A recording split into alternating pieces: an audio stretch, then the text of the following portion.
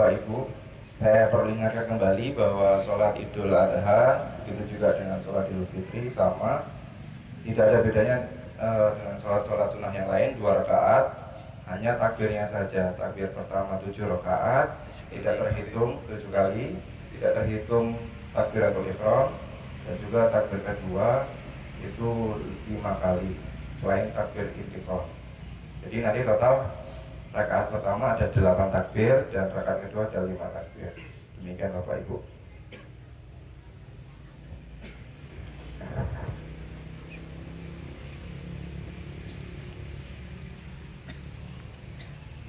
Allahu Akbar. Allahu Akbar. Allahu Akbar. Allahu Akbar. Allahu Akbar. Allahu Akbar. Allahu Akbar. Allahu Akbar. Alhamdulillahi Rabbil Alamin, Ar-Rahmanir Rahim, Maliki Yawmiddin.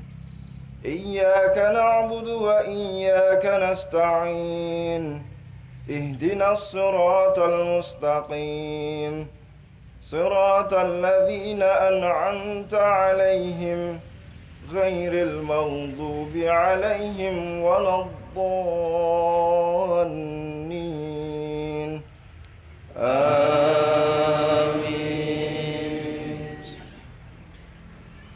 Sabbih isma rabbikal a'la الذي خلق فسوى والذي قدر فهدى والذي أخرج المرعى فجعله غثاء أحوى سنقرئك فلا تنسى إلا ما شاء الله إنه يعلم الجهر وما يخفى ونيسرك لليسرى فذكر إن نفعت الذكرى سيذكر من يخشى ويتجنبها الأشقى الذي يصلى النار الكبرى سيذكر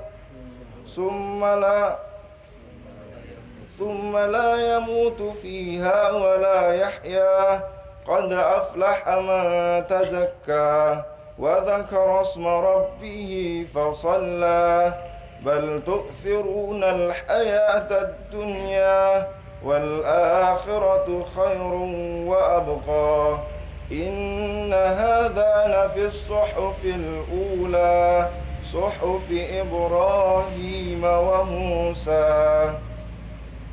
الله أكبر.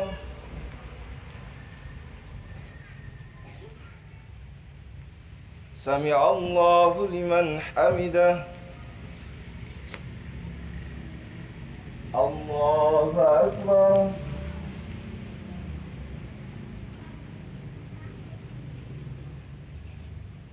الله أكبر.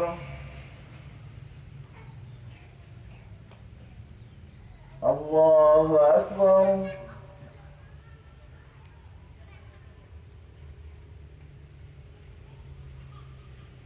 الله أكبر.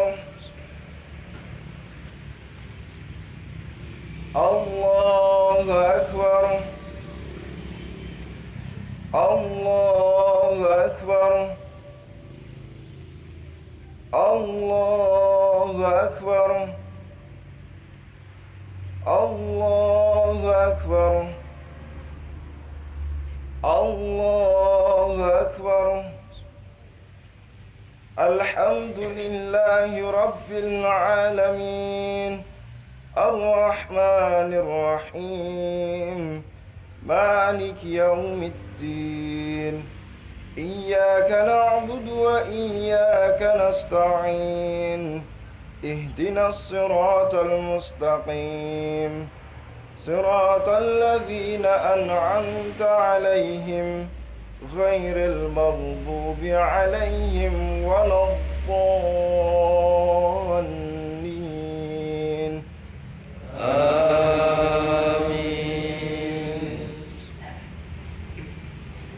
قل لو كان البحر مدادا لكلمات ربي لنفذ البحر قبل أن تنفذ كلمات ربي ولو جئنا بمثله مددا قل إنما أنا بشر مثلكم يوحى إلي أنما إلهكم إله واحد فمن كان يرجو لقاء ربه فليعمل عملا صالحا ولا يشرك بعبادة ربه أحدا. بسم الله الرحمن الرحيم. إنا أعطيناك الكوثر فصل لربك وانحر إن سانئك هو الأبتر. الله أكبر.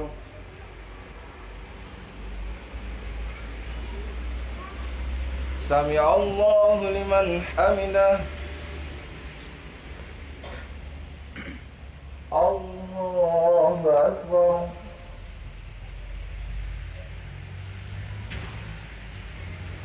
الله أكبر.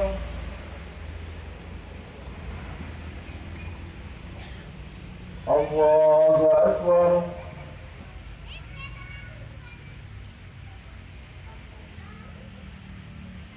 الله أكبر.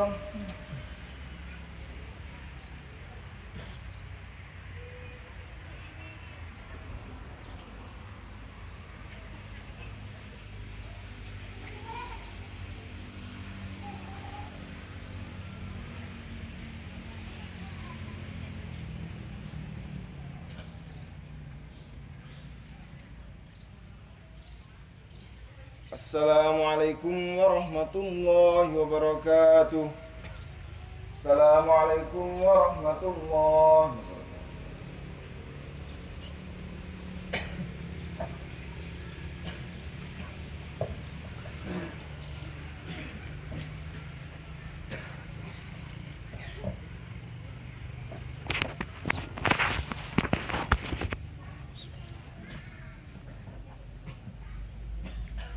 Assalamualaikum warahmatullahi wabarakatuh.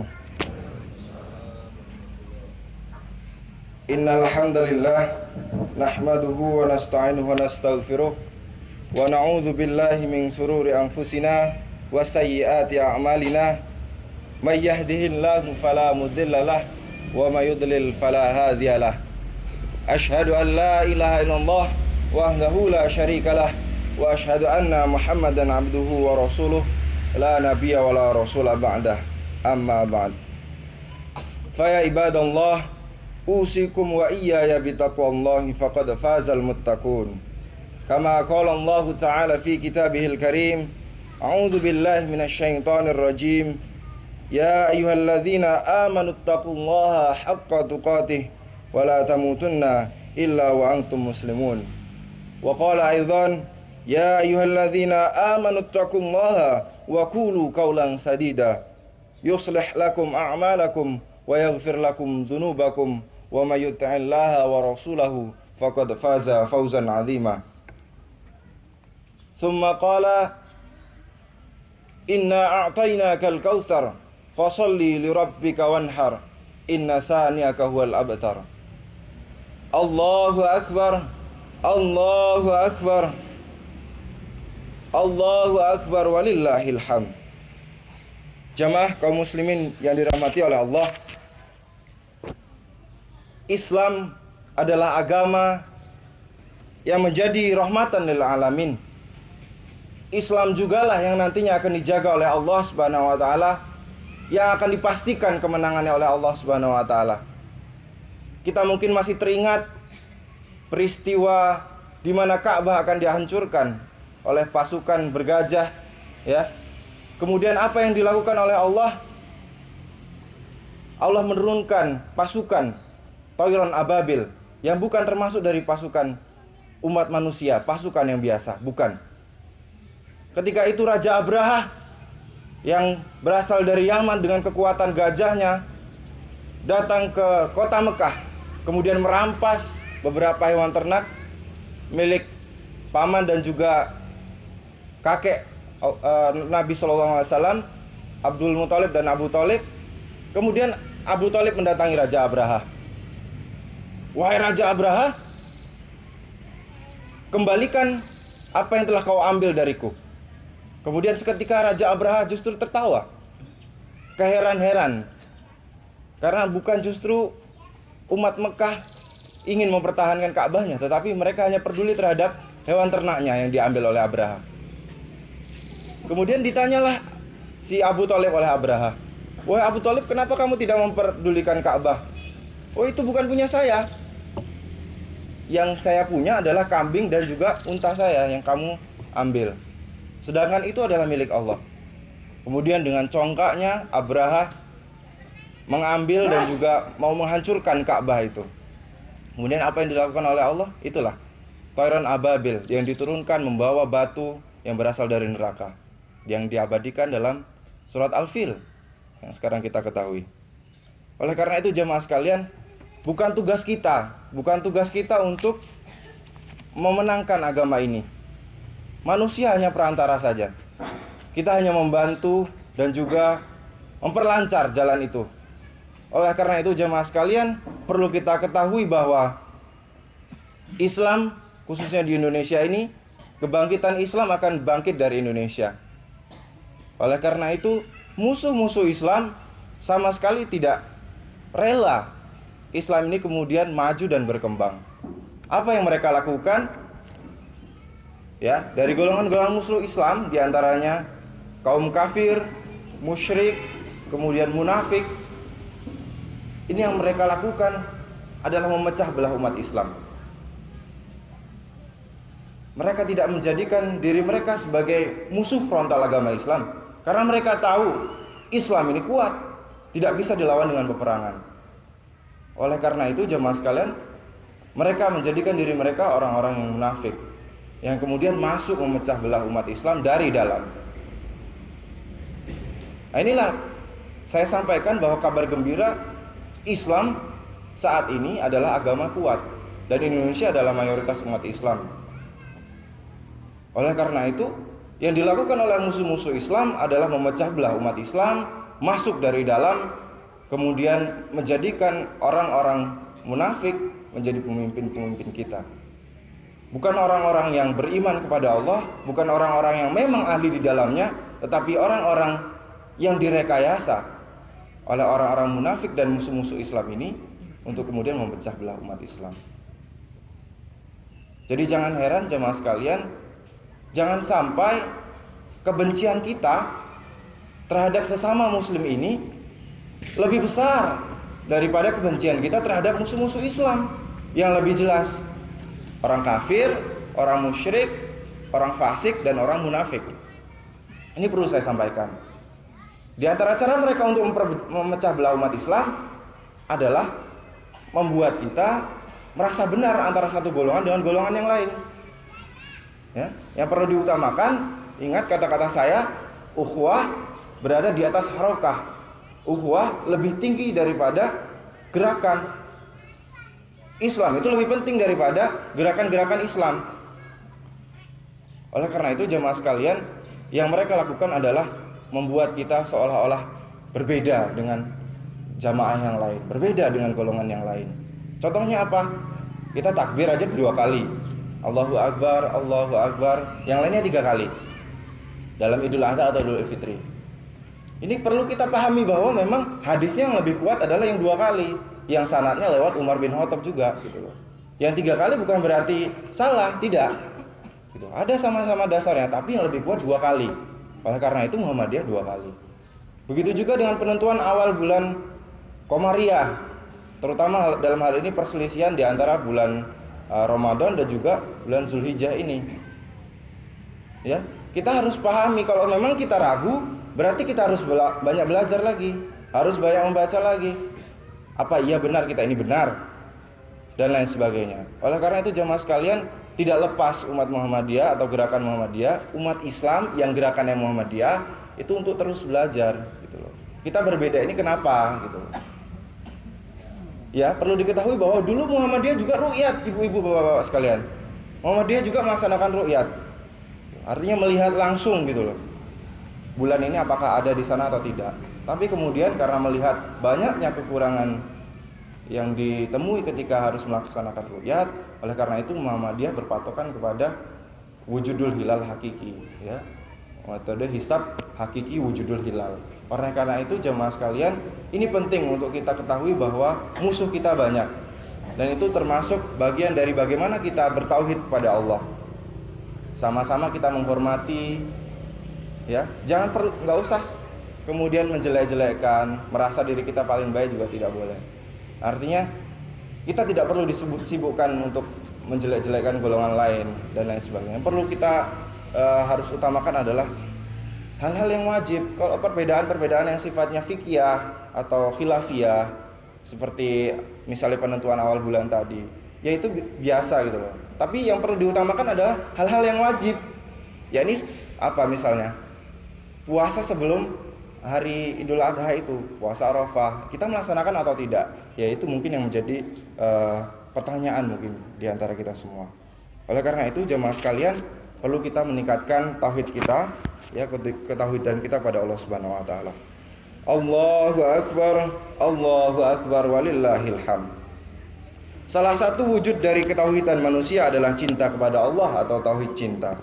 Karenanya manusia perlu dididik untuk mengaktualisasikan tauhid cinta. Cinta kepada Allah itu harus murni dan tulus. Allah tidak bisa diduakan. Bercinta dengan Allah tidak boleh dibarengi dengan perselingkuhan teologis. Artinya menjadikan Allah sebagai sesembahan di luar dari sembahan tauhid. Menjadikan Allah diduakan, menjadikan Allah opsi kedua dan lain sebagainya. Tauhid cinta harus dibuktikan dengan kesediaan dan ketulusan berkorban. Salah satu pendidikan tauhid cinta ialah melalui ibadah kurban. Ibadah kurban merupakan salah satu jejak Nabi Ibrahim alaihissalam.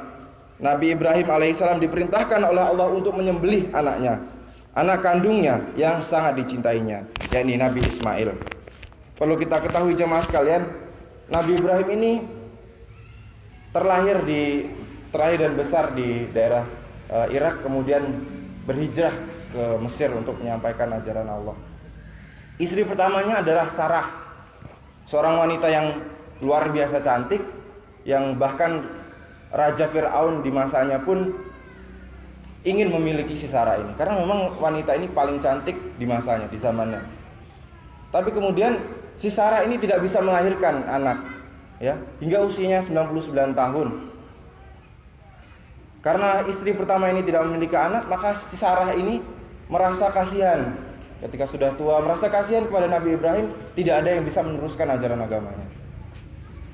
Ya, sepupunya Nabi Lut kita ketahui, kemudian menyarankan, dan juga Sarah merasa bahwa dirinya harus memberikan keturunan.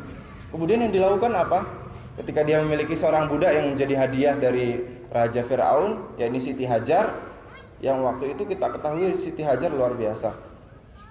Istri Hajar adalah wanita yang hitam, jelek. Kemudian digambarkan pada waktu itu, ya memang karena seorang budak, oleh karena itu posisinya tidak baik begitu. Kemudian yang dilakukan Sarah adalah menikahkan Siti Hajar dengan Nabi Ibrahim dengan harapan mendapatkan seorang anak. Dan benar, tidak lama setelah itu, setelah dinikahkan 1 tahun berikutnya, Nabi Ibrahim memiliki anak, yakni Nabi Ismail. Begitu setelah punya anak, kemudian apa yang dilakukan oleh Nabi Ibrahim? Meninggalkan si Hajar dan Ismail di sebuah lembah yang tandus, yang kita ketahui sekarang menjadi Mekah Al-Mukarramah. Kemudian ditinggal ke Baitul Maqdis, ke Palestina, untuk menyampaikan ajaran Allah.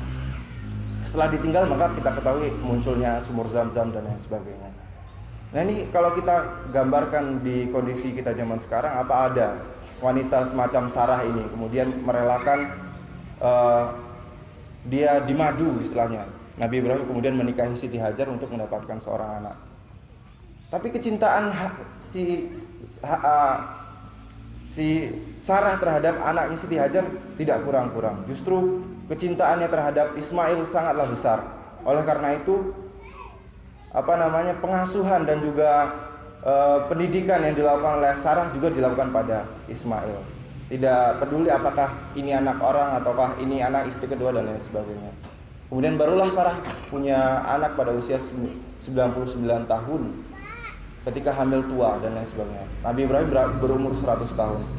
Nah, ini jemaah sekalian, begitu Ismail ini lahir, Nabi Ibrahim kembali dari Palestina menuju ke Mekah, maka turunlah sebuah perintah dari Allah Subhanahu wa taala untuk menyembelih Ismail. Coba bayangkan seorang orang tua yang kemudian setelah melahirkan istri dan anaknya ditinggal, kemudian dia pergi jauh ke negeri seberang, kemudian balik lagi kembali ke negerinya dan menyembelih anaknya. Dan yang dilakukan oleh Siti Hajar adalah membiarkannya. Justru karena ini perintah Allah, maka laksanakanlah wahai Nabi Ibrahim. Nah, ini kalau kita ukur-ukur, kita ini zaman sekarang, apakah ada orang tua semacam ini yang kemudian mengorbankan anak yang dicintainya untuk melaksanakan perintah Allah? Allahu Akbar, walillahil hamd.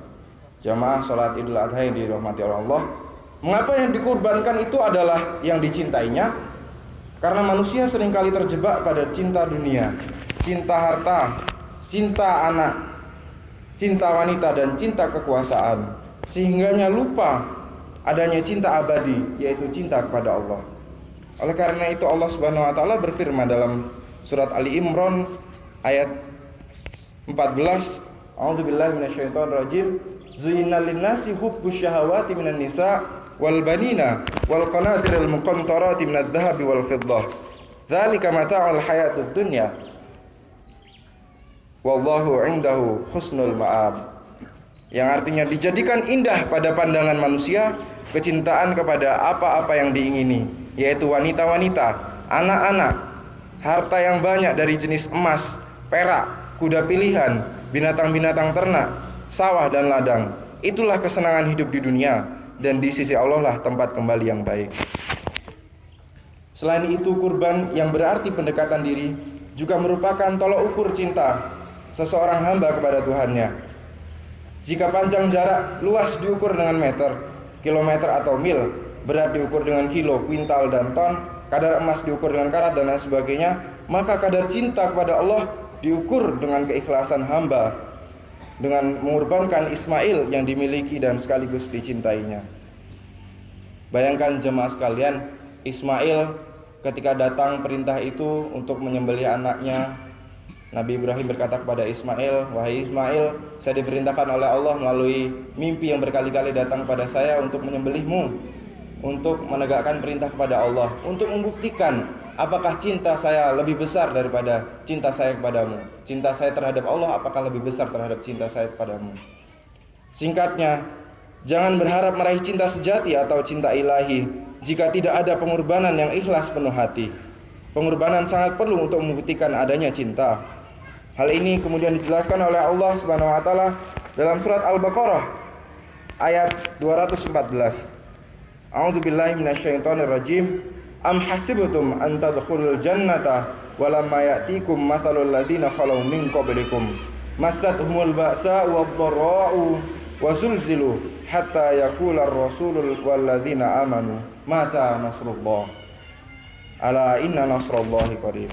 Artinya, apakah kamu mengira bahwa kamu akan masuk surga padahal belum datang kepadamu cobaan sebagaimana halnya orang-orang terdahulu sebelum kamu? Mereka ditimpa oleh malapetaka dan kesengsaraan serta digoncangkan dengan macam-macam cobaan, sehingga berkatalah Rasul dan orang-orang beriman bersamanya, "Kapankah datang pertolongan Allah?" Maka ingatlah pertolongan Allah sesungguhnya amatlah dekat. Oleh karena itu jamaah sekalian, kadar cinta Ibrahim kepada Allah yang luar biasa tulus itu terbukti membuahkan cita-cita yang indah. Ismail tidak jadi disembelih, tetapi diganti oleh Allah dengan domba yang besar. Hal itu juga memberi pelajaran bahwa manusia seperti halnya Ismail yang dicita-citakan ayahnya untuk meneruskan perjuangannya tidak layak untuk dikorbankan. terlalu mahal bagi manusia untuk dijadikan kurban.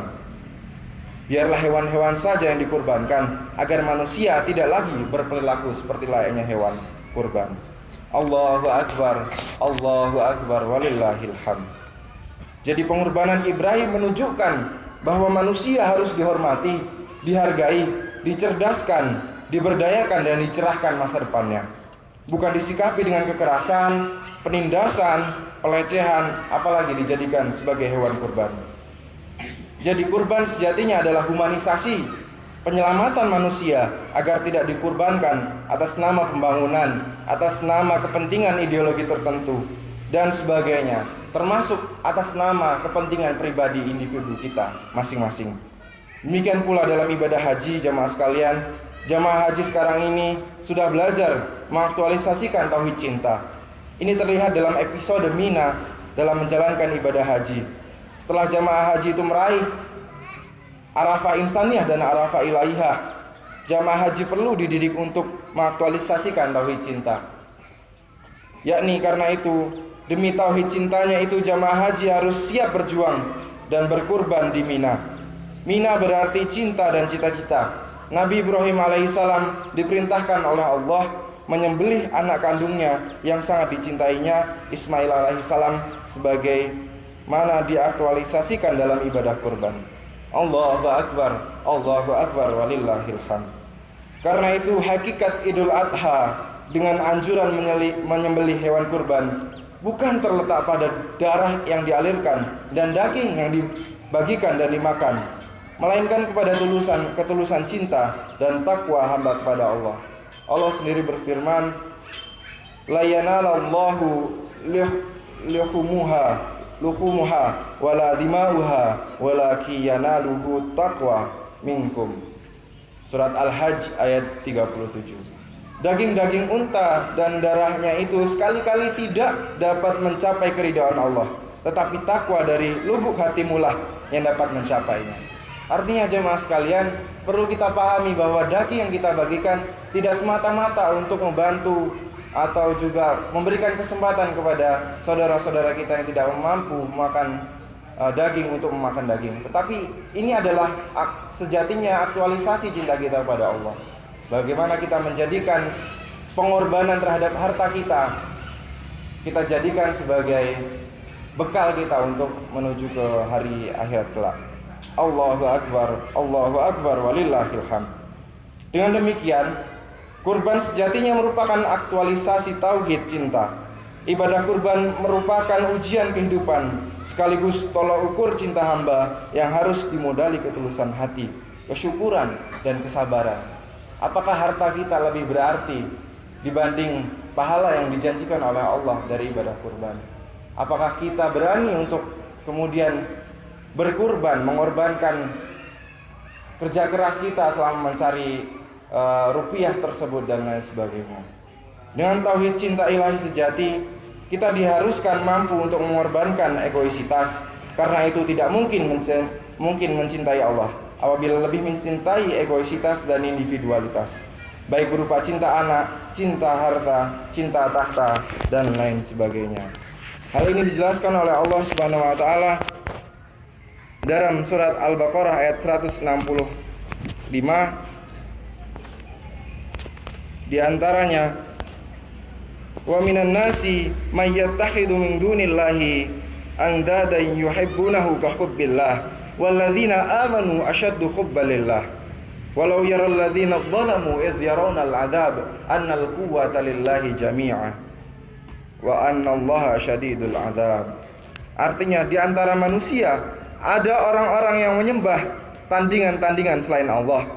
Mereka mencintainya sebagaimana mereka mencintai Allah. Adapun orang-orang yang beriman amatlah sangat cintanya kepada Allah. Dan jika seandainya orang-orang yang berbuat zalim itu mengetahui ketika mereka melihat siksa pada hari kiamat bahwa kekuatan itu adalah kepunyaan Allah semuanya dan bahwa Allah lah amat besar siksaannya, niscaya mereka akan menyesal. Oleh karena itu jemaah sekalian, mari kita kembali kepada kecintaan yang sesungguhnya, yaitu mencintai Allah. Kita tinggalkan kecintaan-cintaan semata yang fana di dunia ini, yakni kecintaan terhadap harta, istri, anak-anak kita dan harta benda kita. Sebaliknya, apabila kita mampu mencintai Allah melebihi cinta kita kepada yang lain, niscaya kita juga akan mendapatkan cinta dari Allah Subhanahu wa taala. Kita dapat untuk menyayangi sesama. Artinya dengan mengorbankan nafsu kebinatangan dan egoisitas, kita akan dapat meraih cinta Allah. Dan dengan cinta Allah itu, kita akan mendapat meraih cita-cita luhur dan mulia di dalam hidup ini. Yaitulah eksistensi aktualisasi tauhid cinta. Tentu kita menginginkan untuk masuk ke dalam surganya Allah Subhanahu wa taala. Oleh karena itu, kembalilah menuju jalan yang benar, tauhid kita perbaiki.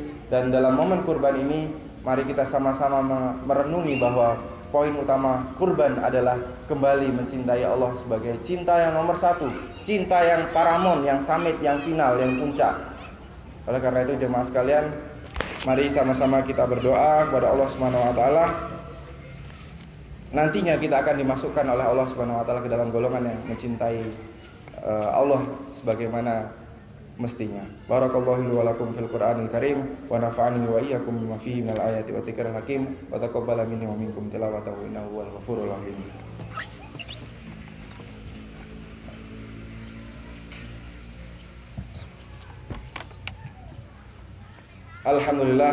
Alhamdulillahilladzi arsala rasulahu bil huda wa dinil haqq liyudhhirahu 'alad dini kulli walau karihal musyrikun. Asyhadu an la ilaha illallah wahdahu la syarikalah al-malikul haqqul mubin khatamul anbiya'i wal mursalin. Allahumma shalli wa sallim wa barik ala Muhammad wa ala alihi wa ashabihi ajmain. Qala Allah ta'ala fi kitabil karim, ya ayyuhalladzina amanu taqullaha wa qulu qawlan sadida yuslih lakum a'malakum wa yaghfir lakum dhunubakum wa may yuti'illaha wa rasulahu faqad faza fawzan 'azima.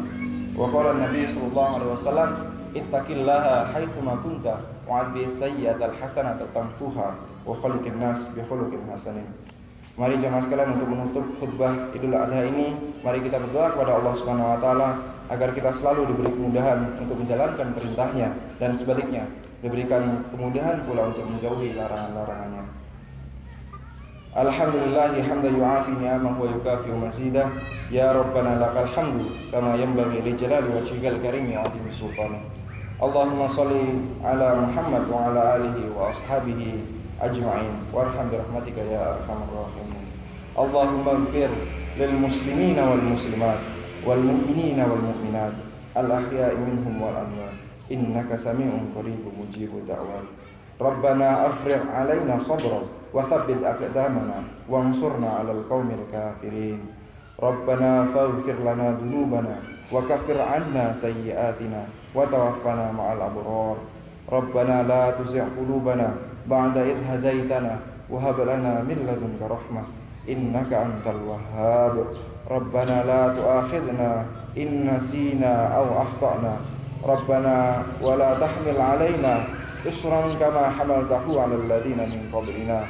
Rabbana wa la tuhammilna ma la taqata lana bih wa'fu 'anna waghfir lana warhamna anta maulana fansurna 'alal qaumil kafirin. Rabbana atina fid dunya hasanah wa fil akhirati hasanah wa qina adzaban nar. Subhana rabbika rabbil izzati amma yasifun wa salamun 'alal mursalin walhamdulillahi rabbil alamin. Assalamualaikum warahmatullahi wabarakatuh. Allahu akbar, Allahu akbar, la ilaha illallah, Allahu akbar, Allahu akbar, walillahil hamd. Allahu akbar, Allahu akbar, Allahu akbar, la ilaha illallah, Allahu akbar, Allahu akbar, walillahil hamd. Allahu akbar, Allahu akbar, Allah